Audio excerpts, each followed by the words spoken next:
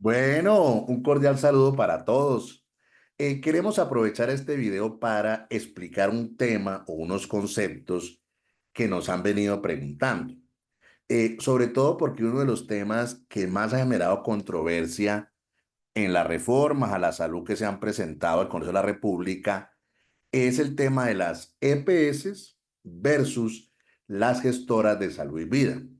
Entonces mucha gente nos ha preguntado, venga, pero aclaremos un poquito qué es una EPS, aclaremos un poquito qué es lo que están proponiendo como gestoras de salud y vida, quiénes pueden ser gestoras de salud y vida, cuál es su papel, cuáles son sus funciones, y a su vez también mirar si hay diferencias grandes o no frente a las EPS y las gestoras de salud y vida. Entonces, pues este video obviamente quiere dar algunos elementos y algunas herramientas para la reforma a la salud que es necesaria, porque está claro que este modelo requiere una reforma, eso está claro. Entonces, miremos en primer lugar cuál es la situación actual. Entonces, podemos establecer varios escenarios. El primero de ellos, nos encontramos con unas entidades que en su momento fueron intervenidas y posteriormente liquidadas.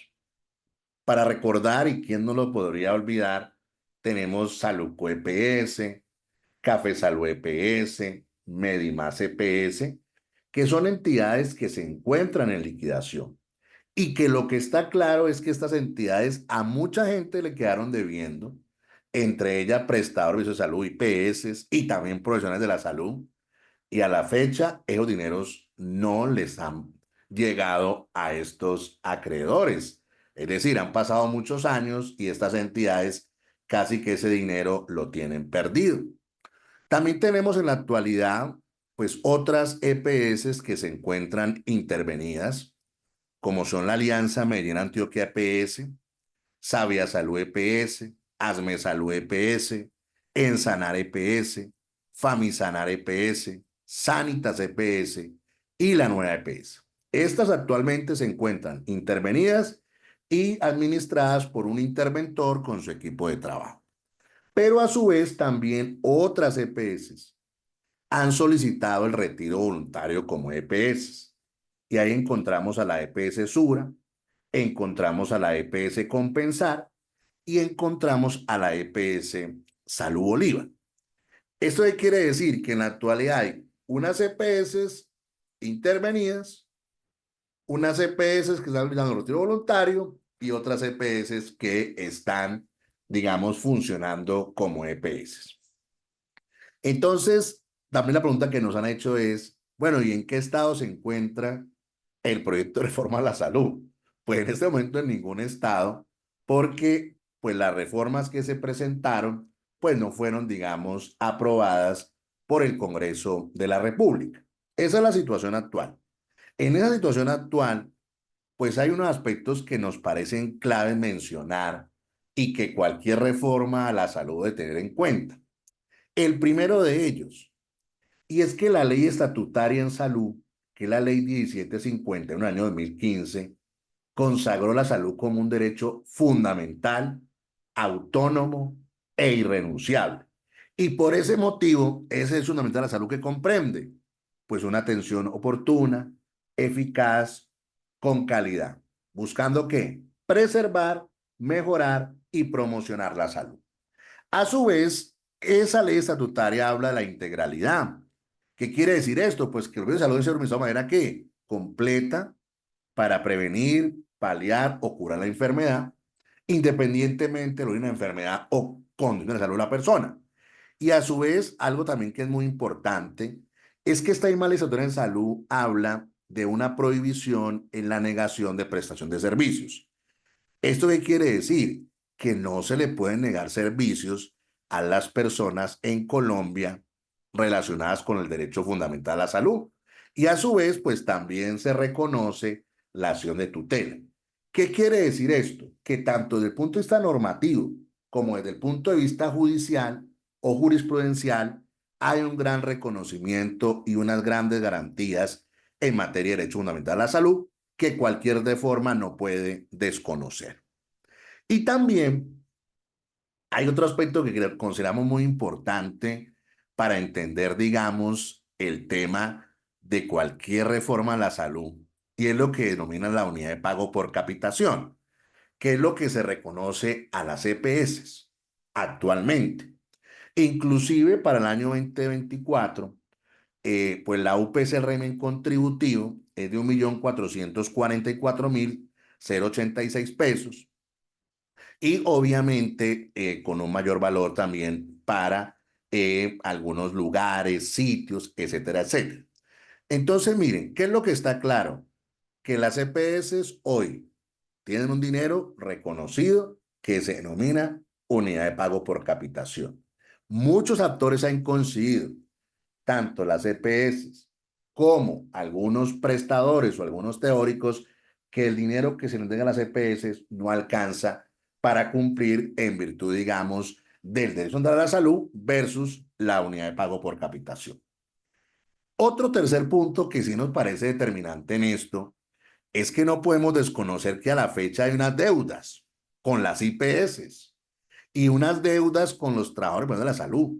Y cualquier reforma debe tener en cuenta esto, porque tú no puedes generar un modelo donde a la gente no le pagan lo que le están debiendo. O sea, eso también debería tocarse en cualquier reforma. Y un cuarto punto que considero que es de los más importantes es que la situación actual del trabajo de la salud pues es muy compleja. ¿Por qué? Porque hay una gran cantidad de personas vinculadas de manera ilegal por prestación de servicios.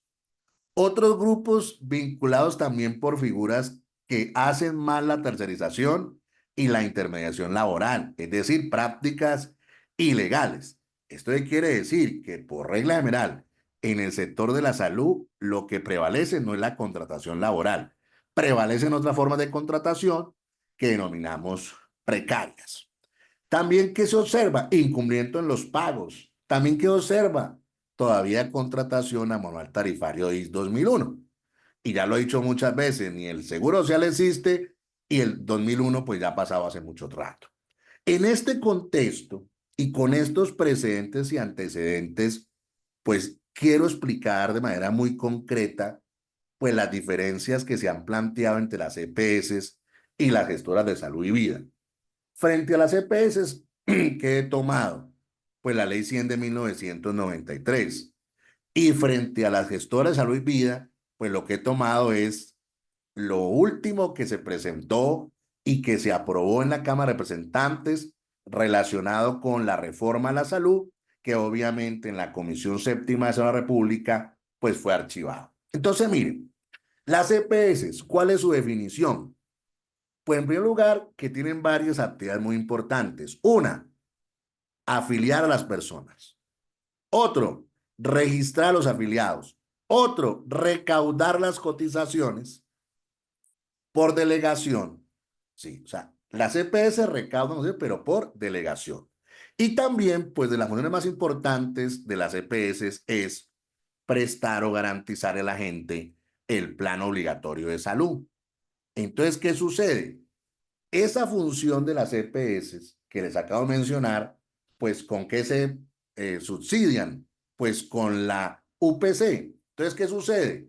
La EPS recibe todo el dinero por los diferentes conceptos y después hay un cruce de cuentas. Tengo derecho a tanto, ya he recibido tanto. En teoría, si sobra dinero, pues debería devolverse. Y si hace falta dinero, pues debería, digamos, entregarlo. Sí, en este caso lo que antes denominaban el Fondo de Solidaridad de Identidad Fosilla, que actualmente pues se conoce como el ADRES. Si uno compara como las definiciones o el concepto, digamos, de gestora de salud y vida, pues uno encuentra una definición más general donde habla de que son entidades que pueden ser públicas, privadas o mixtas, que pueden ser con ánimo o sin ánimo de lucro, con unas funciones obviamente específicas, pero función primordial y determinante es gestionar de manera integral el riesgo en salud en el territorio que le ha sido asignado.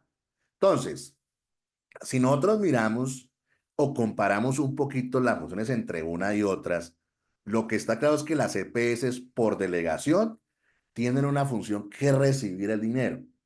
Con las gestoras eso no va a pasar. Las gestoras no van a recibir el dinero directamente. O sea, eso cambia y esa es una gran modificación entre una propuesta y otra.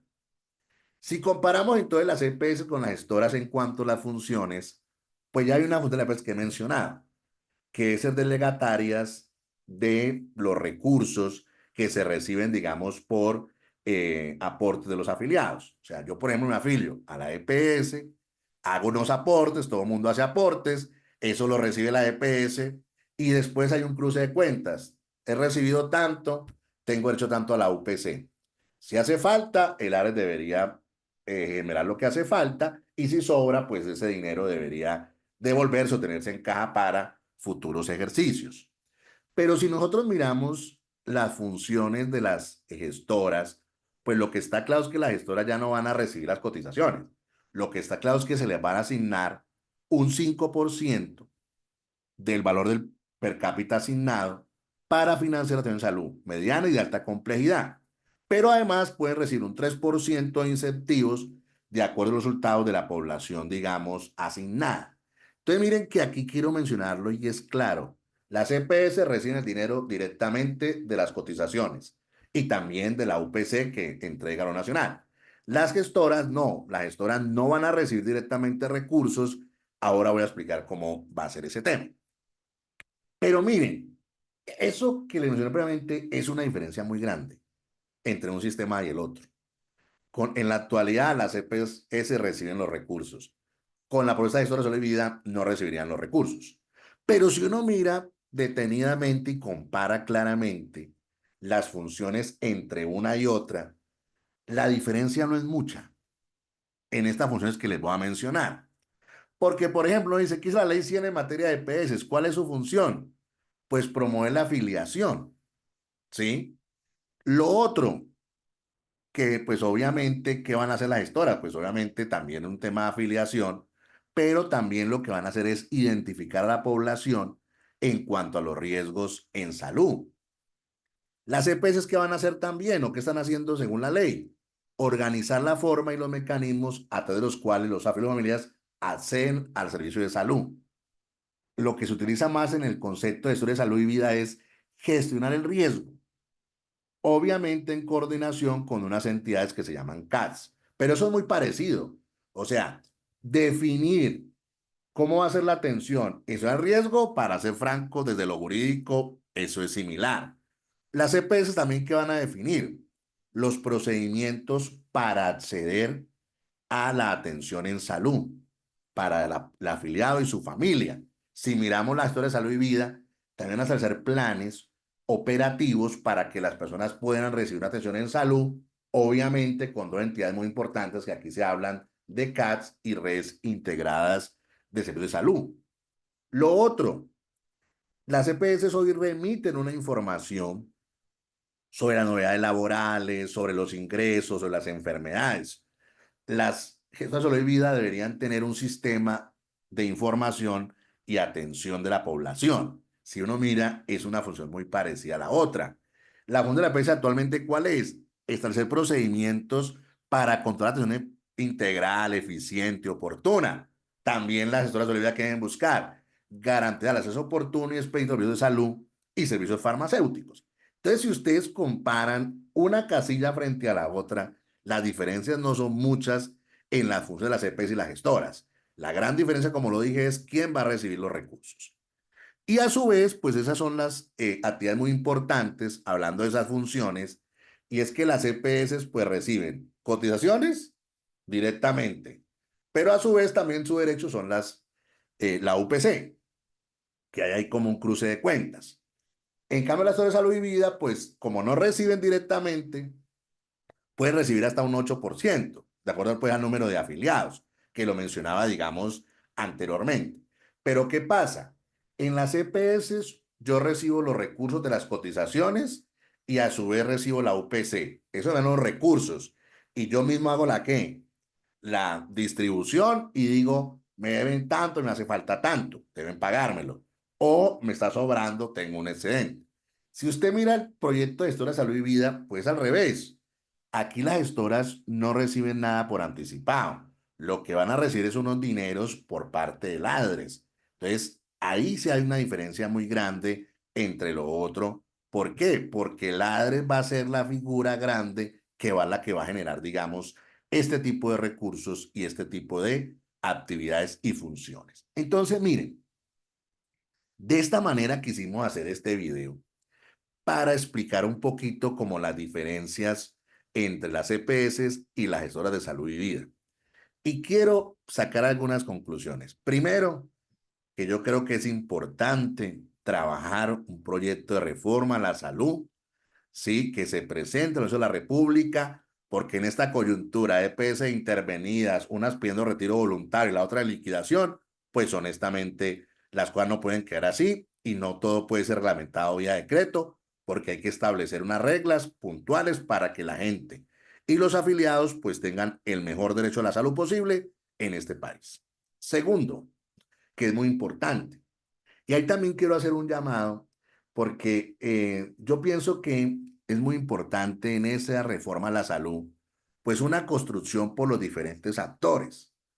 Pero yo sí quiero hacer un llamado de atención y no dejar por fuera en esa construcción a quienes prestan los servicios de salud, que son las IPS, pero también que son los trabajadores y los profesionales de la salud. Porque sería el mundo al revés. Es como que uno diga, vamos a hacer una reforma al sistema aéreo en Colombia y no convocar a los pilotos. O sea, los pilotos, estas son las reglas, ¿están de acuerdo sí o no? O uno quisiera, por ejemplo, hacer una reforma al periodismo e invitar a todo el mundo menos a los periodistas. Eso no tendría ninguna presentación. Y yo pienso que quien ejecuta el servicio, quien presta el servicio, es una persona que podría dar muchas ideas en esta reforma a la salud. Tercero, lo que está claro y es nítido es que la diferencia entre las EPS y las gestoras, palabras más, palabras menos, es quién va a recibir el dinero. En este momento el modelo está diseñado para que las EPS reciban los recursos. Con el modelo de gestora lo que está buscando es que el ADRE lo reciba y pues obviamente se hagan unos pagos. Si hay desconfianzas por una parte en las EPS, por una parte en el ADRES, pues hay que buscar un mecanismo alternativo para que sea el encargado de manejar esos recursos o hacer un fondo con unos requisitos y unas garantías para evitar, digamos, recursos y pérdida de situaciones concretas. En otros países, esos recursos son vigilados y controlados por los trabajadores de la salud. Por ejemplo, casos como Argentina, España, eso digamos es bien importante para hacerlo. Y cuarto, yo creo que esto debe hacerse en el menor tiempo posible, porque no podemos seguir esperando y los pacientes en esa zozobra de no saber qué va a pasar con este régimen de la salud, donde obviamente, voy a decirlo abiertamente, una cosa es quedarse sin pensión, una cosa es quedarse sin trabajo, pero una cosa muy diferente es necesitar un servicio de salud y que no lo atiendan y que no lo presten. Y finalmente, yo creo que todos ya estamos llenos de diagnósticos. Lo que hay que hacer es un proyecto, ¿sí? Que no tenga, digamos, eh, tantas arandelas y tantas discusiones, sino hacer algo más regulado y amigable. Y finalmente, en una posición final. Yo creo que esto si se hace concertado, inclusive vía decreto, algunas cosas se podrían hacer. ¿Por qué? Porque no olvidemos que en Colombia tenemos la ley estatutaria en salud. Un fuerte abrazo para todos.